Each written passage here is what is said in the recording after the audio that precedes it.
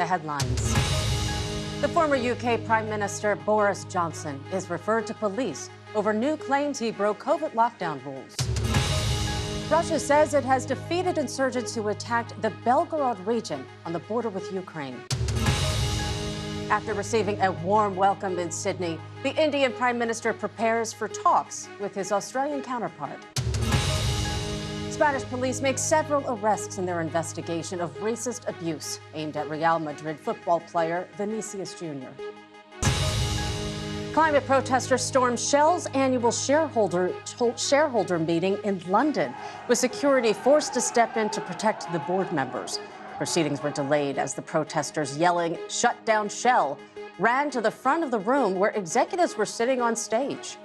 They should adhere to corporate social responsibility principles and realise the devastating catastrophe of what has been caused by the oil extraction is their moral duty.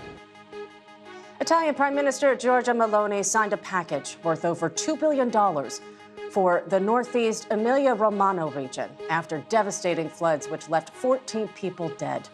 Some areas still remain underwater after 6 months' worth of rain fell in the space of 36 hours 1 week ago. France's ban on domestic short-haul flights, where the same journey can be made by the train under 2.5 hours, has come into effect. Critics say that the measure is symbolic and will only have a minimal effect on CO2 emissions, and calls for an extension of the journey for up to 4 hours.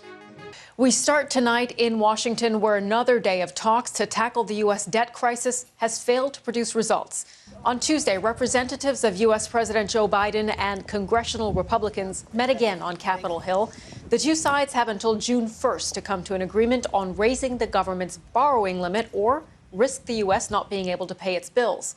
Some analysts have warned a default could lead to huge job losses in the U.S. and even a global recession. Stocks on Wall Street finished sharply lower on Tuesday.